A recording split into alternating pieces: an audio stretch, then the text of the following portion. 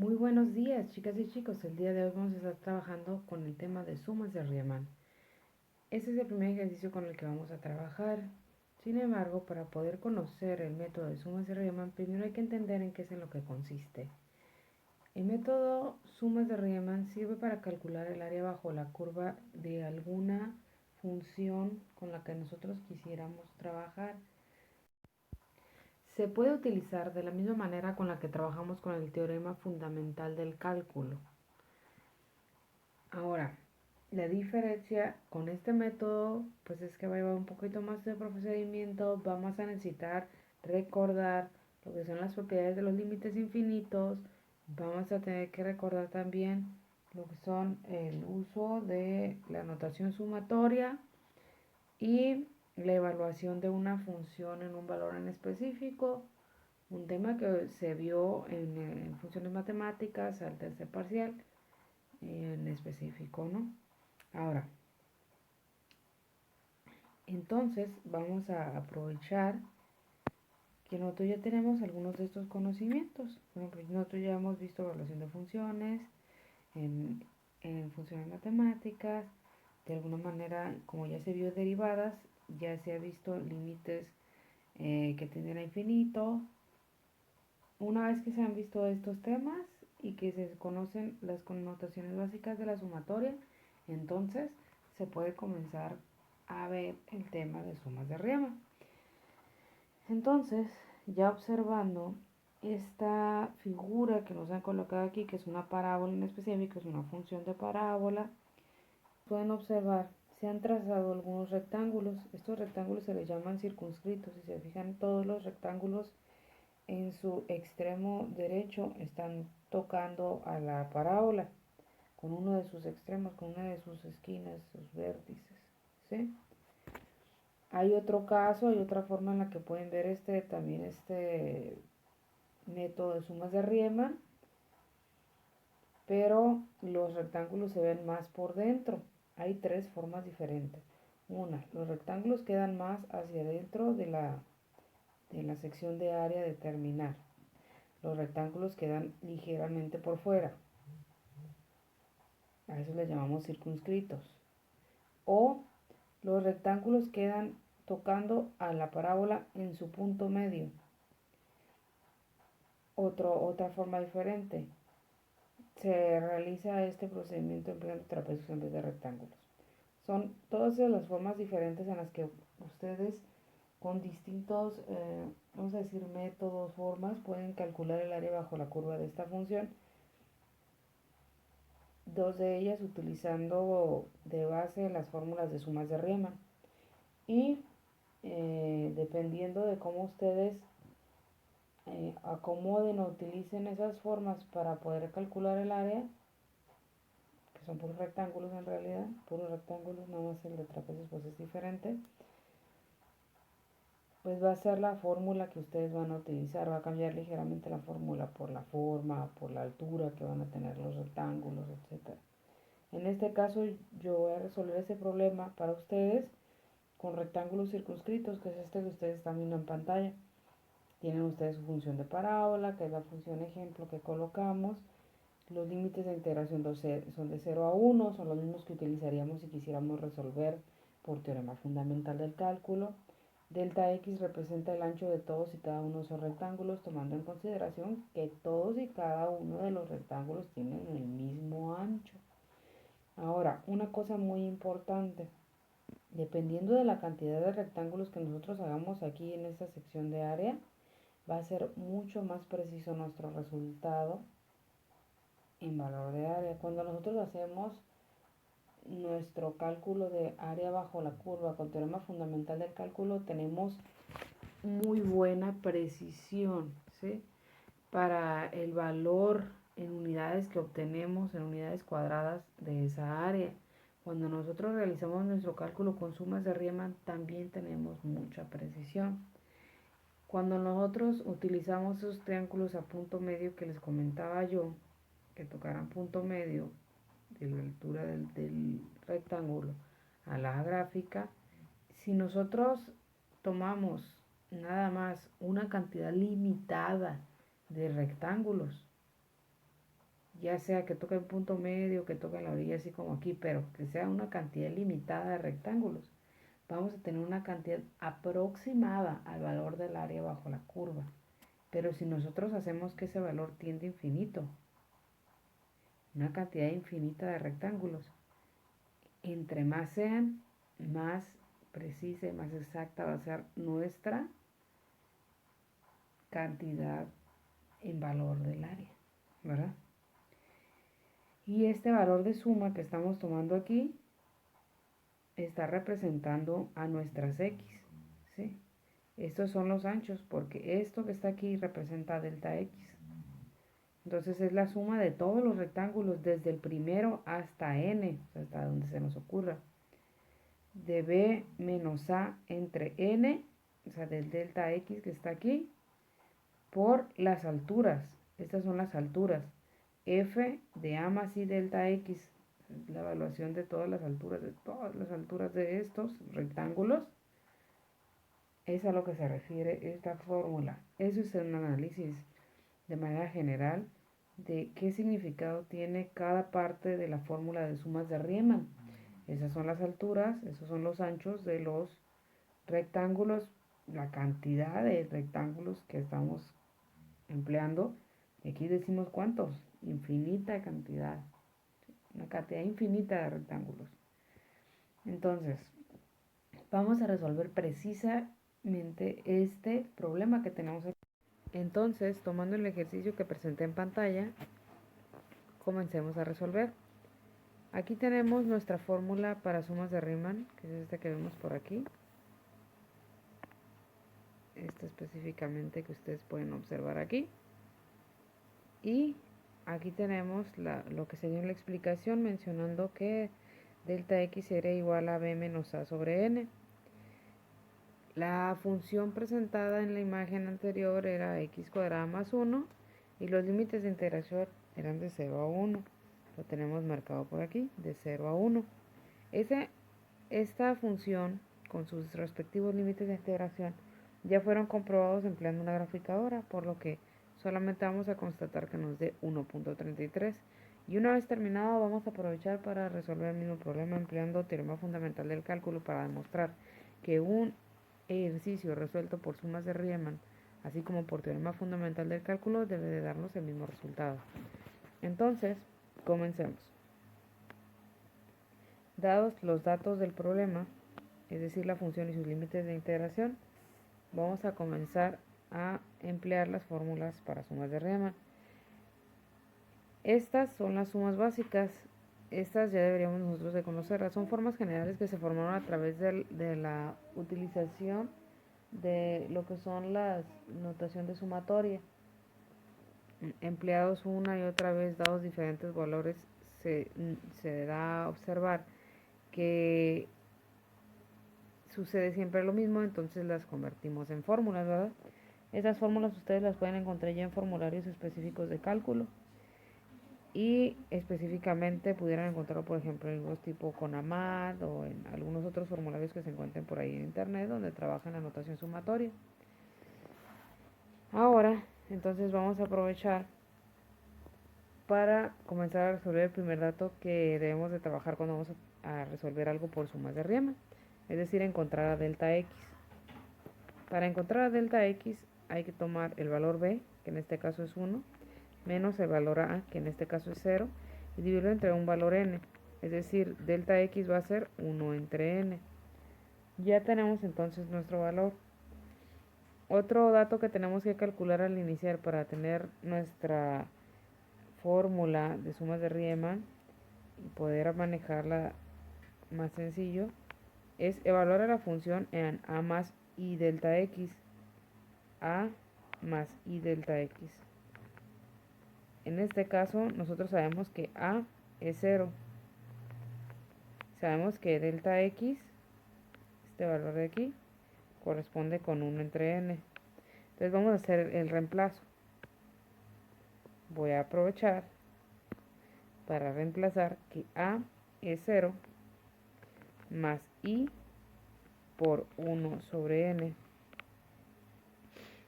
Como aquí ustedes pueden observar tengo un paréntesis, voy a usar un corchetito, ¿ok? Esto es igual a f de i entre n. Entonces, empleando esto que tenemos aquí, lo voy a reemplazar acá. Sería f de i entre n es igual a i entre n al cuadrado más 1, empleando la función que tenemos de este lado, ¿sí? Aquí ustedes pueden observarlo. Ahora, ya tenemos aquí nuestros datos. Esto sería f de i entre n. Me gusta mucho el grosor de esta pluma, entonces voy a ver si se puede adelgazar. No se puede. Voy a emplear el plumón. F de i entre n es igual a i cuadrado entre n cuadrado más 1. Dados estos datos que hemos encontrado, que es este y este, podemos reemplazar en la fórmula de sumas de Riemann. El área es igual al límite cuando n tiende a infinito de la suma de todos los valores desde i igual a 1 hasta n de delta x, que sería 1 entre n, por f de a más i delta x, que sería esto de aquí, i cuadrado entre n cuadrado más 1. Y entonces cerramos. Ahora, vamos a aprovechar las fórmulas que tenemos como sumas básicas que están por aquí. Vamos a utilizarlas, ¿dónde? En este espacio de acá. Para poder observar de mejor forma nuestro problema, siempre es conveniente hacer lo siguiente. El límite cuando n tiende a infinito de, y aquí voy a extraer el valor de 1 entre n. Esto sería, voy a colocar un corchete, 1 entre, ahora, i cuadrada por 1, i cuadrada, n por n cuadrada, n cúbica. Entonces esto es n cúbica. Sumatoria de i igual a 1 hasta n, y tenemos aquí a i cuadrado. Entonces aquí voy a dejar solo a i cuadrado, porque i cuadrado por 1 es i entre n cúbica, que es lo mismo que me da la multiplicación de estos términos si lo observan. Hagan de cuenta que esto se puede separar como lo hacemos con las integrales cuando tenemos una integral de sumas o de restas, y se puede separar. Lo mismo ocurre con las notaciones de sumatoria. En este caso tenemos una suma, también podemos separarla. Entonces sería más 1 entre n, nos ponemos el signo de sumatoria, desde i igual a 1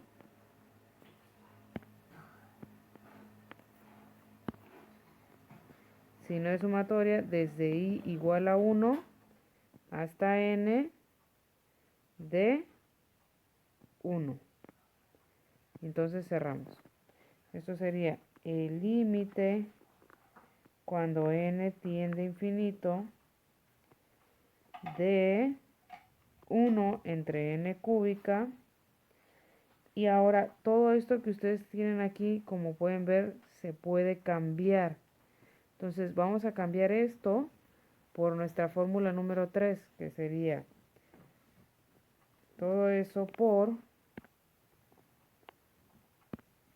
vamos a cambiarla por esta que está desarrollada, sería 2n cúbica más 3n cuadrada más n sobre 6. Esto es equivalente a esto o a esto, cualquiera de las dos que ustedes anoten, da igual. Como ustedes pueden observar, aquí tienen todo factorizado. Si realizan las multiplicaciones, les debe dar lo mismo que tenemos acá abajo. Yo estoy agregando directamente esta. ¿Por qué? Porque a fin de cuentas, de todas maneras, tenemos que realizar las multiplicaciones. Y al realizar las multiplicaciones, después tenemos que multiplicar por este término. Entonces, aprovechando que yo aquí la tengo ya desarrollado, simplemente tomé esta que está acá. Ahora, más 1 entre n, que multiplica al resultado de la sumatoria de 1 por n. Aquí tenemos k por n, sería kn, en este caso sería nada más n. Y entonces aquí vamos a tener el límite cuando n tiende a infinito de, y aquí ustedes pudieran hacer su multiplicación. Podemos separar término a término con ese 6 que está aquí, sería 1 entre n cúbica por 2n cúbica entre 6 más 3n cuadrada entre 6 más n entre 6 más n por 1 entre n me da 1. Y aquí, como podemos ver aquí, he copiado la operación en una nueva página para evitar acumular demasiada información. Entonces vamos a comenzar resolviendo este paso en el que nos quedamos. Nada más vamos a hacer unas multiplicaciones algebraicas básicas. El límite cuando n tiende a infinito de esto que tenemos aquí sería 2n cúbica entre 6n cúbica. Esto se va a volver 1 y luego nos queda más 3n cuadrada entre 6n cúbica más n entre 6n cúbica más 1. Luego tenemos aquí el límite cuando n tiende a infinito de 2 entre 2 me da 1 y 6 entre 2 me da 3, o sea que es un tercio. Un tercio por 1, un tercio. Si se observa aquí esta parte, estamos viendo que se ha simplificado la operación. ¿Sí? Estas son fracciones equivalentes. Entonces aquí vamos más n cúbica con n cuadrado, los exponentes se restan y como el mayor está en el denominador, se queda la n en el denominador, una n a la 1. Luego, 3 entre 3 me da 1 y 6 entre 3 me da 2, por lo que pegamos un medio y acompañando que un medio es fracción equivalente de 3 sextos. Más, ahora hacemos de nuevo resta de exponentes, como el mayor está en el denominador, nos quedamos con una n cuadrada en el denominador. Colocamos un 1 para indicar que nuestro valor queda al denominador. Ahora un 1 es un 3 tercios, ¿verdad? Una fracción de un valor entero siempre se puede convertir a la fracción que nosotros queramos. En este caso yo la convertí a tercios, me conviene porque tengo un tercio que es el inicio de las operaciones. 3 tercios más un tercio me da 4 tercios. Más 1 entre 2n más 1 entre 6n cuadrado. Si yo evalúo estos límites, vamos a ver qué va a suceder. A es igual a 4 tercios más 1 entre 2 por infinito. Esto es 0 por una de propiedades de infinitos, constante entre infinito, 0. Más 1 entre 6 por infinito, es infinito también, ¿verdad? 2 por infinito es infinito, entonces este 2 ni siquiera es necesario anotarlo. También nos da 0, entonces nos queda que el área es igual a 4 tercios de unidades cuadradas. Si nosotros resolvemos esa misma integral por teorema fundamental del cálculo, x cuadrada más 1, vamos a resolverla con un color diferente, vamos a usar un rosita. La integral de a b de f de x es igual a f evaluada en b menos f evaluada en a. Entonces aquí le voy a poner un colorcito para el procedimiento más fuerte, un poquito más fuerte. Está.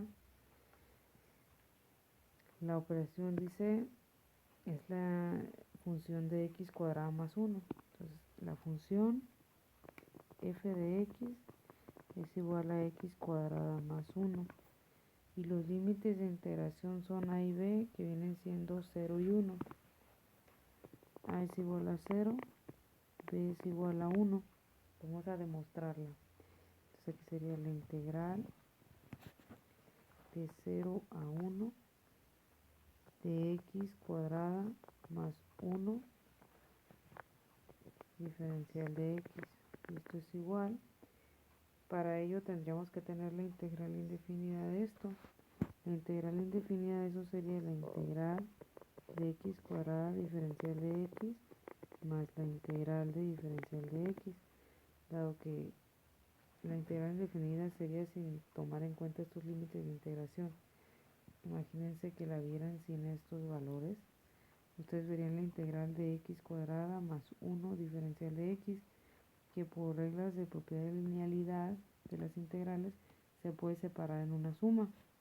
Entonces tenemos la integral de x cuadrada de x más la integral de 1 diferencial de x en este caso. Por lo que esto nos da x al cubo entre 3 más x más c. Ya a este punto les vamos a evaluar. Esto sería f mayúscula de x, es decir, la función ya integrada. Hay que evaluarla en f de b y luego en f de a. Entonces aquí sería b es 1, sea 1 al cubo entre 3 más 1 más c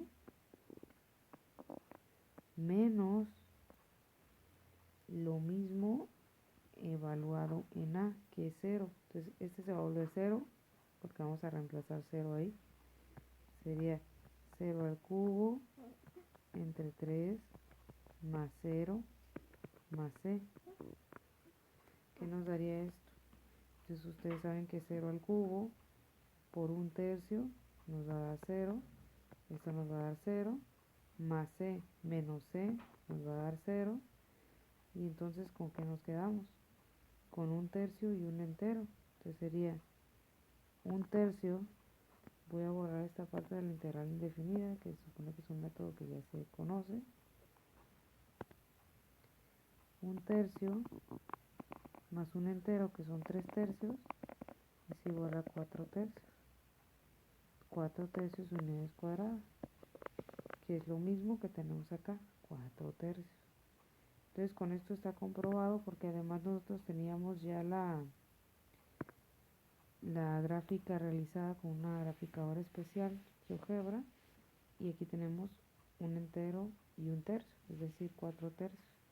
Nuestro resultado está bien comprobado, tanto por una graficadora como por teorema fundamental del cálculo, y además realizado con sumas de Riemann. Y hasta aquí llega esta parte de nuestro video número 1. Nos vemos en el próximo video de sumas de Riemann.